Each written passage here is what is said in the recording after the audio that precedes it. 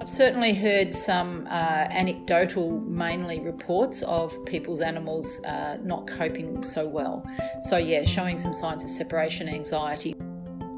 Hello and welcome to this bonus mini episode of Creature Tales from RSPCA Victoria. I'm your host, Alexandra Keefe, and thank you for tuning in. That was Dr. Gabrielle Carter, vet behaviourist, talking about separation anxiety in pets following COVID lockdowns, working from home and returning to the office. I thought this would be the perfect time to share Gabrielle's wisdom so you can help make your pet feel a bit happier about spending more time alone. Hi Gabrielle, can you start by telling me what separation anxiety looks like for pets and how serious it can be? Yeah, look, that's a really good question. And I think when we're dealing with something like separation anxiety, we're dealing with a spectrum. So we'll have some dogs, for example, that will whine or cry, pace around a little bit for about 10 minutes after the owner's left. But then pretty much the rest of the day they settle down, go to sleep. You know, they sort of have a little bit of a whinge to start with and then they go, oh, well, I'll get on with it. I'm okay. Whereas other dogs will remain highly anxious for the entire time that the owner's absent. And some of these dogs will get really, really anxious. So they'll actually start panicking. And that's when we see more signs left behind. So those very panicky dogs may start trying to dig through the plaster wall or chew through the door. They may tear up cushions and bedding and things like that. That is a really serious issue because these dogs are really stressed. They're panicking. They're in a high level of distress. So they really, really need some attention. Some of the other ones, that sort of 10 minutes and then I settle down, they'll probably get over that over the next couple of weeks as owners get more into a routine of going to work again. And do we know why dogs actually get separation anxiety? Yeah, well, that's a good question. We do know that there's probably a genetic component to your tendency to develop separation anxiety. So genetics does play a role, but we do know there's a lot of other factors that are related to separation anxiety. So dogs with generalized anxiety, that might just be one component of it. So they might be fearful of people, fearful of other dogs, and they also have some separation anxiety. There's a strong correlation with noise phobias. So dogs that are scared of thunderstorms and fireworks, they are much more likely to also have separation anxiety. We know that dogs that are taken away from their mother and their litter before 8 weeks of age, they're also more likely to develop separation anxiety, as are dogs that aren't exposed to a lot of the world when they're young. So say in their first year of life, if they've sort of kept at home and sort of kept in a bit of cotton wool, really, and they don't get out and experience lots of different things in the world, they don't meet lots of different people, lots of different dogs, they're also more likely to develop separation anxiety. And I guess the other group are dogs that are trained using more confrontational training techniques. So if we're using these quite strongly based punishment techniques, we see more dogs with separation anxiety than if we use more positive type training. What are some steps a pet owner could take if they think their pet might have separation anxiety? Look, I think one of the biggest and most useful things to do is to video record what's happening with your pet. So there's some great apps these days. They're really cheap, just sort of baby monitoring apps. So you can set up your iPad or any smart device that's got a camera, leave the house, go around the corner, go to the cafe, get out your phone, and you can watch in real time what your pet is doing.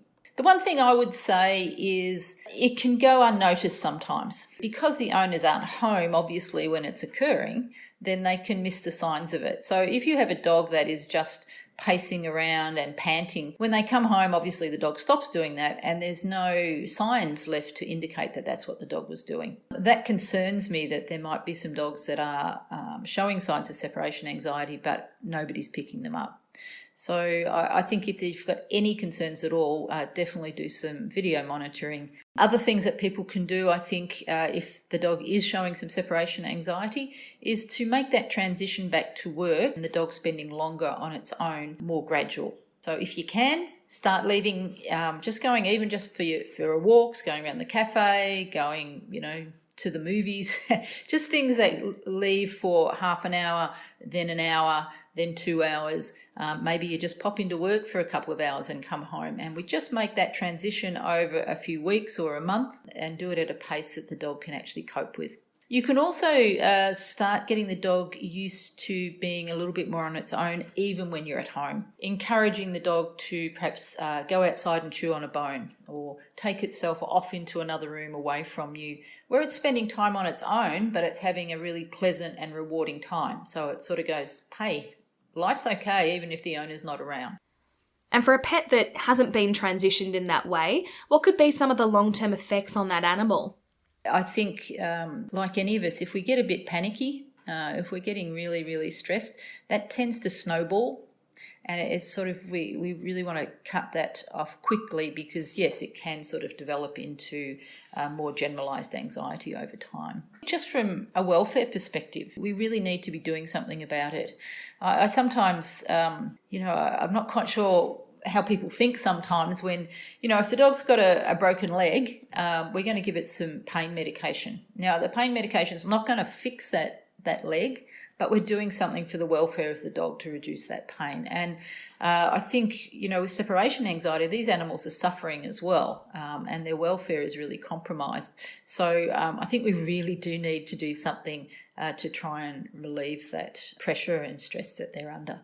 Will it be interesting for you to see more of the impacts of COVID as the year progresses? Because, as you said earlier, we're not too sure at the moment.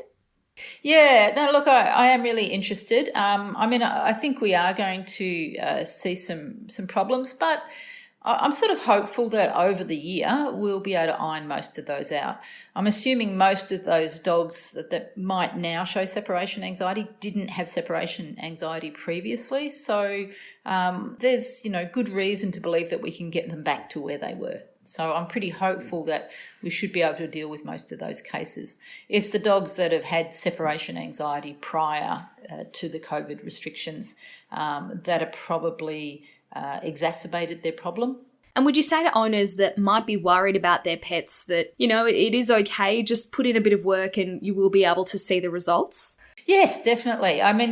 Separation anxiety is usually a very satisfying case for me to treat. We get some really good results, up in the 80%. So, and those ones that aren't in that successful 80% are really, really challenging cases. So well worth treating. Sure, owners can try some of the strategies that we've talked about to see if their animals settle down. Just remember to do that video monitoring to make sure you are getting some success. If not, look, you really should be talking to your vet and getting some advice on how to better manage the problem. Come up with a treatment plan. There are some very good qualified and experienced behavioural trainers as well, or you might want to talk to a veterinary behaviourist such as myself. Yeah, you've got a lot of people that can help you out depending on just how severe the problem is. Get on top of it. We're going to see some really good success rates. That was Dr. Gabrielle Carter, vet behaviourist. I hope you enjoyed this little bonus episode and were able to jot down some tips. I'll be back again soon, and as always, thank you for tuning in.